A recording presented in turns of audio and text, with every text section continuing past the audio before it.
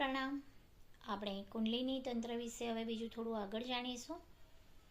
મહાકાળની મહાકાળી ગાયત્રી મહાશક્તિનો ઉપયોગ દક્ષિણ માર્ગી અને વામ માર્ગી પણ છે. દક્ષિણ માર્ગ અર્થાત સીધો રસ્તો, શુભ લક્ષ્ય સુધી લઈ જનારો રસ્તો. વામ માર્ગ એટલે મુશ્કેલ રસ્તો, ભયાનક લક્ષ્ય સુધી પહોંચાડનારો રસ્તો. ચપ્પુના બંને પ્રકારે ઉપયોગ થઈ શકે છે. કાગળ કાપવા માટે, પેન્સિલ છોલવા માટે, ફળના ટુકડા કરવા વગેરે કામોમાં ઉપયોગમાં આવે છે. કોઈને નુકસાન પહોંચાડવા માટે, અંગોને નુકસાન કરવા, પ્રાણ લેવા માટે પણ આ ઉપયોગ કરનારી સમજણ અને ક્રિયા પર આધાર રાખે છે. તો તેનો કેવા પ્રકારે ઉપયોગ કરવો એ એની સમજ ઉપર જ આધાર છે. ગાયત્રીના દક્ષિણ માર્ગનો ઉપયોગ અમે શીખ્યા અને શીખવાડ્યો છે. તે વ્યક્તિત્વોની સુધારણા કરે છે. જનસ્તરને ઊંચું લાવવાનું એક ઘણું મોટું કામ છે. તે હંમેશા બધે જ પ્રયોગ કરવાને લાયક છે. તેમાં હંમેશા લાભ જ લાભ છે.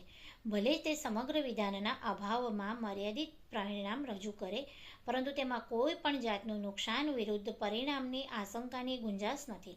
દિવાસળીનો ઉપયોગ પણ ચપ્પુ જેવો જ છે. તેનાથી અગ્નિ સળગાવીને ઠંડીથી રક્ષણ મેળવી શકાય છે. ભોજન રાંધવામાં ઉપયોગ કરી શકાય છે. આયુર્વેદિક રસાયણો, રસભસ્મો તૈયાર કરવામાં પણ ઉપયોગી છે.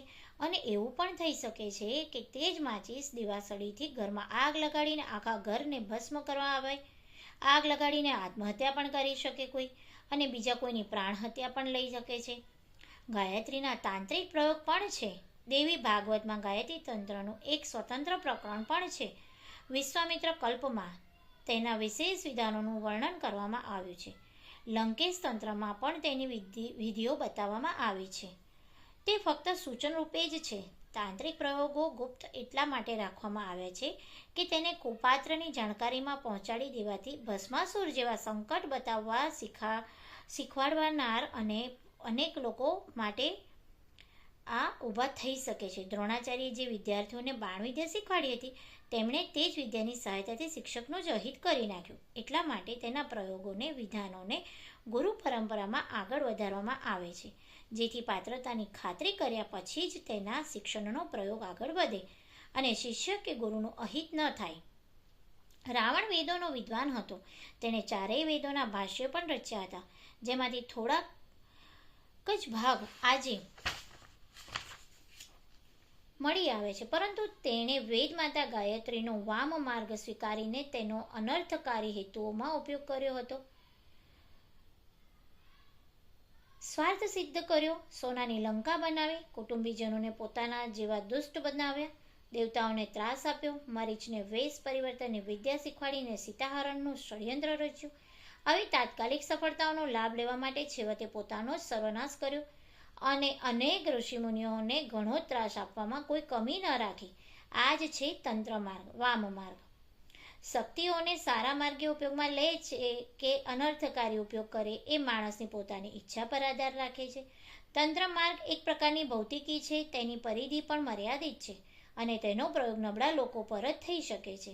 શિકારીઓ શિયાળ, સસલા, કબૂતર જેવા પ્રાણીઓ પર હુમલો કરે છે. તેમની હિંમત સિંહ, વાઘ, ચિત્તા, મગર જેવા ભયાનક પ્રાણીઓને પકડવામાં થતી નથી. તેમના ચામડાની ઘણી વધારે કિંમત મળતી હોય છે, પરંતુ સાથે જાનનું જોખમ પણ એટલું જ હોય છે. ઘણું મોટું હોય છે. એટલા જ માટે નબળા પર હુમલા થતા હોય છે અને જાળમાં તેઓ જ ફસાય છે.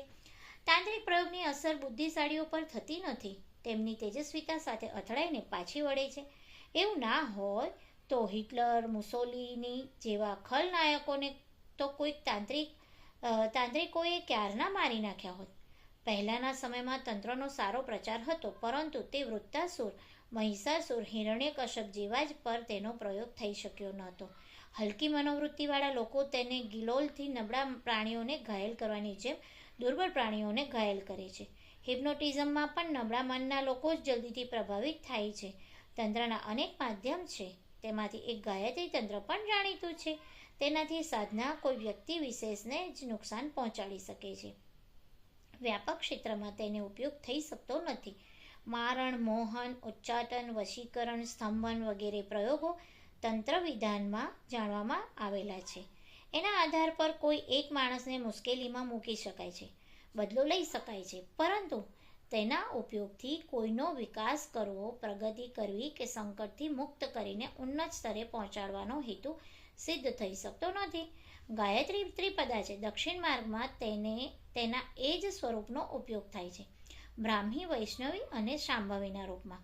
વેદમાતા, દેવમાતા, વિશ્વમાતાના રૂપે તેનું તત્વજ્ઞાન હૃદયંગમ કરવામાં આવે છે અને વિધાન આપવામાં આવે છે.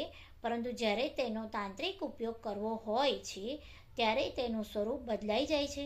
ત્યારે તેને ત્રિપુરા અથવા ત્રિપુર ભૈરવી કહેવામાં આવે છે. એ શિવના ભૂત પિશાચોમાં સામેલ હોય છે. એને રૌદ્રી અથવા ચંડી પણ કહે છે. એ તમોગુણી શક્તિઓ છે અને અનર્થ પેદા કરવામાં શક્તિમાન છે. રક્તપાત કરવામાં જ તેમને આનંદ આવે છે, પરંતુ સાથે જ એ જોખમ પણ રહેલું છે કે તે થોડીક પણ ભૂલ થાય તો પાછી ફરીને તેનો ઉપયોગ કરનારને જ નુકસાન કરે અને તેને પાગલ, ઉદ્ધત, અપરાધી સ્તરનો બનાવી દે છે. બીજાને હાનિ કરવાના પ્રયોગો પાછો ફરે તો પોતાના માટે પણ મુશ્કેલીમાં વધારો કરી દે. વ્યભિચારીને બૂટનો માર પડે અને ખૂનીને ફાંસીને માચડે ચડવું પડે. ઉદ્દંડ કે ઉન્મત્ત લોકો લાફાના જવાબમાં લાકડીનો માર સહન કરતા હોય છે. એટલા માટે તંત્રની સાધનાને ઉત્તેજન આપવામાં આવતું નથી અને તેને ગુપ્ત રાખવામાં આવે છે. બંદૂકની ગોળી આગળ ચાલે છે, પરંતુ તે છૂટતા સમયે પાછળના બાજુ પણ ધક્કો મારે છે. જો તેનો ઉપયોગ કરનાર અનાડી હોય તો પોતાની પાંસળીની તૂટવાના પ્રસંગો ઊભા થતા હોય છે. એવા લોકોને નિંદાના પાત્રો બનાવતા હોય છે. તદુપરાંત કોઈ તેમની મૈત્રી કરતું નથી, કારણ કે બીક લાગી રહી છે કે અનૈતિક માણસ નાની વાતમાં મિત્રમાંથી શત્રુ બની જતો હોય છે. આજે સહકાર સાધે છે, કાલે તે જ અનર્થ કરવામાં પાછો નહીં પડે. એટલા માટે ગાયત્રીના ઉપાસકોને દક્ષિણ માર્ગની સાધના કરવા અને માતા જેવો સ્નેહભર્યો સંબંધ રાખવાનું કહેવામાં આવે છે. ગાયત્રીના તાંત્રિક ઉપયોગોમાં બ્રહ્મદંડ, બ્રહ્મશાસ્ત્ર અને બ્રહ્મશીર્ષના પ્રયોગોનું વર્ણન આવે છે. લાકડીથી પ્રહાર કરવાને અથવા તો પ્રતાડનાને દંડ કહેવામાં આવે છે. બ્રહ્મદંડનો ઉપયોગ કરનાર કોઈ આર્થિક, કૌટુંબિક, શારીરિક, માનસિક નુકસાન પહોંચાડી શકે છે. લાકડીથી મારવાની જેમ અથવા તો ન્યાયાધીશ દ્વારા જેલની સજા ફરમાવવાની જેમ બ્રહ્મશાસ્ત્ર એનાથી મોટું હથિયાર છે. તે નકામું નીવડતું નથી. તેમાં સિંહ સામે લડવા જેવું જોખમ છે. પરાક્રમ ઉઠાવવું પડે છે. મેઘનાદે લક્ષ્મણજી પર બ્રહ્માસ્ત્રનો ઉપયોગ કર્યો હતો. બીજો કોઈ હોત તો તેનું મરણ થઈ ગયું હોત. પોતે શેષનો અવતાર હોવાથી અને હનુમાનજી સંજીવની બુટી લઈ આવ્યા એટલે તેના ઉપયોગથી તેમના પ્રાણ બચી શક્યા હતા. બ્રહ્મશીર્ષ દુર્બુદ્ધિ પેદા કરવામાં ઉપયોગી છે. તેના ઉપયોગ આ પ્રયોગ કરવામાં આવે છે. તે સન્માર્ગ છોડીને કુમાર્ગ અપનાવે છે, દુર્બુદ્ધિનો આશરો સ્વીકાર કરે છે અને દરેક હુમલો કરનાર શરૂઆતમાં સામેવાળાની અસાવધાનીનો લાભ ઉઠાવે છે. પરંતુ જ્યારે લોકમત અને શાસન તેની વિરુદ્ધમાં જાય છે તો તેને ભારે સંસારિક નુકસાન ભોગવવું પડે છે. એના ઉપરાંત ઈશ્વરની કર્મફળ વ્યવસ્થાનું પોતાનું વિધાન તો છે જ. તેનાથી કોઈનું બચવું એકદમ તો અસંભવ છે. વહેલું મોડું પણ અચાનક અનાચારીને પોતાના ખરાબ કર્મનું ફળ તો ભોગવવું જ પડે છે. થોડીક વાર લાગે છે, પરંતુ આ વિશ્વની વ્યવસ્થામાં અંધેર તો નથી જ. એટલા માટે તંત્ર વિજ્ઞાનને ગુપ્ત રાખવામાં આવ્યું છે અને ખાતરી કર્યા વગર કોઈના હાથમાં આપવામાં આવતું નથી. રિવોલ્વર કોઈને રમકડાની જેમ રમવા માટે અપાય નહીં. વિજ્ઞાનના બધા વિભાગો દર માણસ માટે ઉપયોગ કરવા લાયક હોતા નથી. અણુબોમ્બ બનાવનાર દેશ તેની વિગતો બીજા દેશોને બતાવવા માટે તૈયાર નથી. તેને ગુપ્ત રાખે છે. અમેરિકા સ્ટાર વોરની તૈયારી કરે છે માટે શસ્ત્રો બનાવે છે, પરંતુ તેની પદ્ધતિ એટલી ગુપ્ત રાખે છે કે રશિયાને અથવા બીજા કોઈ દેશને તેની જાણકારી ના મળે. એટલા માટે કામ કરનારા વૈજ્ઞાનિકો પર કડક ચોકી પહેરો રાખવામાં આવે છે કે જેથી બીજા દેશવાળા તેનું અપહરણ ન કરી લે અથવા તો તે બીજી કોઈ રીતે બનાવવાની પદ્ધતિ જાણીને તેનો ઉપયોગ કરીને પોતાની શક્તિ વધારીને સામનો કરવા ના લાગે. તંત્ર એવું જ ગોપનીય છે. તેમાં સામો પક્ષ બળવાન થઈને પોતાના કરતાં મહાન બની જવાનું જોખમ રહેલું હોય છે. તેનાથી આગળ વધીને પોતાનું કે બીજાનું નુકસાન કરવા લાગી જવાનો ભય મોટો છે. દારૂગોળાના ગોદમાં આગનો એક તણખો પહોંચી જાય તો વિરોધીને જ નહીં પણ તેને બનાવનાર કે એકઠો કરી રાખનાર માટે પણ નુકસાનકારક જ સિદ્ધ થાય છે. આપણા બાળકોને આપણે ધન ઘરેણાં વિશે કહેતા નથી, તેમના છુપાવીએ છીએ. તેમાંથી પાસેથી કોઈ ચોર ડાકુ જાણીને લૂંટી શકે છે. તે બાળકોના હાથમાં આવી જાય તો પણ તેની પાસેથી છેતરીને લઈ લેવાનો કે તેમના જીવના જોખમ ઊભું થવાની સંભાવનાઓ હોય છે. તે લોભવશ થઈ કોઈ એવી વસ્તુ ખરીદી લે છે કે જેનાથી તેમને કે કુટુંબજનોને હાનિ થઈ શકે. પૈસાની ચોરી કરીને શરાબ ખરીદી શકાય, તે પીને નુકસાન કરી શકાય. પૈસા જાય, બાળક પણ જાય. સાવચેતી ન રાખવાને પરિણામે લોકો નિંદા કરે. તે વધારામાં દક્ષિણ માર્ગી સાધનાથી વરદાન આપવાની શક્તિ આવે છે અને શાપ આપવાની શક્તિ તાંત્રિક વિધાનોથી આવે છે. દુર્વાસા ઋષિ નાની નાની વાતમાં ગુસ્સે થઈને શાપ આપવા માટે જાણીતા હતા અને પછી પસ્તાવો પણ કરતા હતા. અંબરીશને શકુંતલાને શાપ આપીને એ નિર્દોષોને મુશ્કેલીમાં મૂક્યા અને પોતે બદનામ થયા હતા. તાંત્રિક સાધનાનું વિધાન જ એવું છે જેમાં સાધક નીતિ અનીતિનો ભૂલી જાય છે અને પોતાનું અભિમાન વ્યક્ત કરવા માટે નાના કારણો પર ગુસ્સો કરીને શાપ આપી દે છે. જે રીતે દક્ષિણ માર્ગી સાધનાઓમાં ગાયત્રી મહાશક્તિને ધારણ કરીને પાત્રતા વિકસાવવા માટે સૌથી વધુ પવિત્ર અને સાત્વિક બનવું પડે છે, તેવી જ રીતે તાંત્રિકાઓને ક્રૂર કર્મ કરવા માટે પોતે પણ ક્રૂર અને અનાચારી બનવું પડે છે, જેથી એ પ્રયોગો કરતી વખતે મનમાં આત્મગ્લાનિ ન થાય. આત્માને દબાવવાના અને અપવિત્રતા દુસ્સાહસથી ભરપૂર તંત્ર સાધનાના પ્રયોગ પહેલાં સાધકે પોતાની ઉપર તો કરવા જ પડતા હોય છે. હત્યા કરનારાઓ હંમેશા ક્રૂર કર્મ કરતાં પહેલાં ખૂબ જ શરાબ પીએ છે, જેથી તે કુકર્મ કરતી વખતે આત્મામાં કરુણા પેદા ન થાય અને હાથ પાછા પડે નહીં. તાંત્રિકની સાધનાઓ મોટે ભાગે સ્મશાનમાં થતી હોય છે. મૃતદેહોની ચિતા પર ખોરાક તૈયાર કરતા હોય છે અને ભોજન ખાતા હોય છે. કપાલિક મનુષ્યની ખોપરીમાં ભોજન કરે છે, પાણી પીવે છે અને મુંડામાળા ગળામાં ધારણ કરે છે. અઘોરી મળમૂત્રનો ખોરાક તરીકે ઉપયોગ કરે છે, જેથી અનૌચિત્ય પ્રત્યે ઘૃણાભાવ રહે નહીં. વામ માર્ગમાં સાધકો 5 પ્રકારનો અભ્યાસ કરે છે.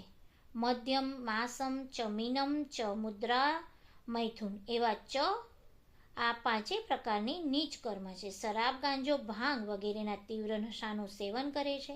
માંસભક્ષણ અને એ હેતુ માટે દેવતાને નામે પશુ પક્ષીઓ જ નહીં માણસનો વધ કરતા હોય છે. માછલી, દેડકા જેવા સરળતાથી મળતા પ્રાણીઓની હત્યા કરીને તેમને શેકતા તળતા હોય છે. મુદ્રાના નામે ભયંકર આકૃતિ બનાવીને ત્રિશૂળ જેવું શસ્ત્ર લઈને નગ્ન નૃત્ય કરે છે અને અનીતિયુક્ત ધન એકઠું કરે છે, જેથી તેની મદદથી વ્યભિચાર, બળાત્કાર વગેરે કુકર્મો કરી શકે. બુદ્ધના સમયમાં આવા વામમાર્ગ, અનાચાર શાસ્ત્રો અને દેવતાઓને નામે ચાલતા હતા. ભગવાન બુદ્ધે આવા અનાચાર વિરુદ્ધ ક્રાંતિ કરી અને જે શાસ્ત્રોમાં એવા ઉલ્લેખ હતા અને જે દેવતાઓ ક્રૂર કર્મમાં સહાયતા કરતા હતા તેમને માન્યતા આપવાનું બંધ કર્યું. એ અનાચાર ઘટાડવા અને દૂર કરવા માટે અહિંસા ધર્મનો પ્રચાર કરવા માટે તેમને તાત્કાલિન સમાજ સામે સંઘર્ષ કરવો પડ્યો. એટલે સુધી કે દેવવાદ જ નહીં, ઈશ્વરવાદનું પણ ખંડન કરીને પોતાને શૂન્યવાદી જાહેર કરવા પડ્યા. અમે પણ તંત્રવાદ સાથે સંમત નથી. અમે એની તરફ એટલો બધો અણગમો ધરાવીએ છીએ કે તેને શીખતા કે શીખવાડતા પણ નથી. બીજી રીતે જોઈએ તો આ તાંત્રિક મનોવૃત્તિ આપોઆપ જ લોકોના સ્વભાવમાં વરસાદના બીજોની જેમ વિકસી રહી છે. એવી દશામાં ક્યાંક તાંત્રિક વિધાનનો આશરો પણ મળી જાય છે તો પછી અધમ સ્થિતિની ચરમસીમા આવી જશે તેવું લાગે છે. સાવિત્રી સવિતાની પ્રચંડતા જોતા તેની તુલના કોઈ તેની સંગતિ તાંત્રિક વિજ્ઞાન સાથે ન કરે એટલા માટે આટલી સ્પષ્ટતા કરવાની જરૂરત ઊભી થઈ છે. સવિતા પરબ્રહ્મનું સ્વરૂપ છે અને સાવિત્રી તેની બ્રાહ્મી શક્તિ તે શરૂઆતથી જ અંત સુધી સાત્વિકતાથી ભરપૂર છે. સાર્વજનિક અને વિશાળ પ્રચંડ કાર્યો માટે તેનો ઉપયોગ કરવો જરૂરી બની જાય છે. એટલા માટે આ વિજ્ઞાનનો પુનર્જીવન આપવું પડ્યું છે, એને પ્રકાશમાં લાવવું પડ્યું છે, પોતાને તેની સાધનામાં લાગી જવું પડ્યું. એના વગર અમે એ અથવા અમારા અનુયાયી પોતાના વ્યક્તિત્વની દ્રષ્ટિએ કેટલાય સુધરેલ કેમ ન હોઈએ, પોતાના વ્યક્તિત્વમાં સ્વર્ગ, મુક્તિ અથવા બીજાનું કલ્યાણ કરવાની શક્તિ પ્રાપ્ત કરી લઈએ તો પણ વિશ્વ કલ્યાણ અને યુગ પરિવર્તન માટે તેની મહાન શક્તિની જરૂર તો છે જ. આ જ છે સવિતા મહાકાળીની મહાકાળી સાવિત્રી. બસ આજે આટલું જ. ધન્યવાદ.